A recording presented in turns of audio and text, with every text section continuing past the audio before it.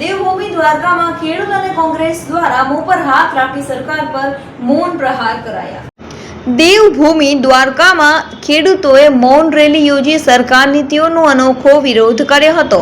દેવભૂમિ દ્વારકામાં ખેડૂતોએ સૂચિત સબસ્ટેશનને લઈને મૌન રેલી સરકારી નીતિઓનો અનોખો વિરોધ કર્યો હતો। ખેડૂતો અને કોંગ્રેસ દ્વારા મોં પર હાથ રાખી સરકાર પર મૌન પ્રહાર કર્યા હતા। દ્વારકા જિલ્લાના અલગ અલગ બે પ્રશ્નોને લઈને ખેડૂતોએ વિરોધ નોંધાવ્યો હતો। ચૂર ચપ્પર રાજપરા કાનપર શેરડી ગામમાં મહાકાય કંપનીના સૂચિત સબસ્ટેશન સામે વિરોધ નોંધાવ્યો હતો। 151 નેશનલ હાઈવે પર 10 ગામને જોડતો રસ્તો બંધ થતા તેનો વિરોધ કરવામાં આવ્યો હતો।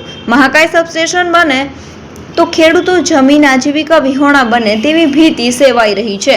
10 ગામોને જોડતો રસ્તો બંધ થવાથી ખેડૂતોએ વાડીએ જવા 8 થી 10 કિલોમીટર ફરવા જવું પડે તેવી સ્થિતિનું નિર્માણ થયું છે। હમણાં સમાચાર મળ્યા છે કે મહાકાય પ્રાઇવેટ કંપની દ્વારા અમારા કલ્યાણપુર તાલુકાના આસપાસના ગામોમાં ચૂર ચપ્પર કાનપર શેરડી દુધિયા રાજપરા એ ગામોમાં એક પ્રાઇવેટ કંપનીનું મહાકાય 20 સ્ટેશન સબસ્ટેશન આવવાનું છે।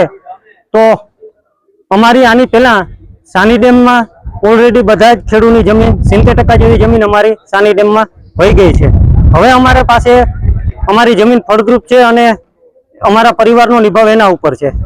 હવે જો આ જમીન રહી ગઈ, થોડી ઘણી જમીન રહી ગઈ છે, એમાં જો આ વીજ સ્ટેશન આવે તો અમારી પાસે આજીવિકાનો સ્ત્રોત પૂરો થઈ જાય। કંજરિયા મનસુખભાઈ નાથાભાઈ, ગામ અંજરાપર, તાલુકો ખંભાળિયા, જિલ્લો દેવભૂમિ દ્વારકા।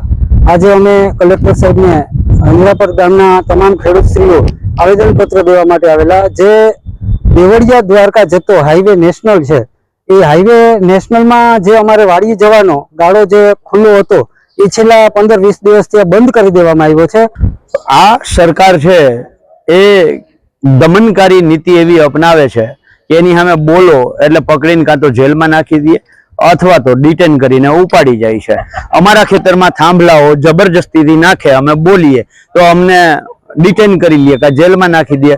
અમારા વિસ્તારમાં મહાકાય કંપનીઓના મહાકાય સબસ્ટેશનો આવે, અમે બોલીએ તો અમને ઉપાડી લે। એવી જ રીતે અમારા હાઈવે ઉપરના જે એક્સેસ છે, રસ્તાઓ છે, એ બંધ કરી દે, અમારા રોડ બંધ કરી દે, અમે બોલીએ તો અમને જેલમાં નાખી દે અથવા તો ડિટેન કરી લે છે। એટલે આજે અમે સરકારને એક સંદેશો આપવા માટે પ્રતિકાત્મક વિરોધના ભાગરૂપે મૌન રાખી અને અમારો કાગળ બોલે છે એમ એક આવેદન આપી અને એક લેખિત રજૂઆત કરવા માટે એક પ્રતિકાત્મક વિરોધના ભાગરૂપે અમે મૌન સ્વરૂપે આવ્યા હતા।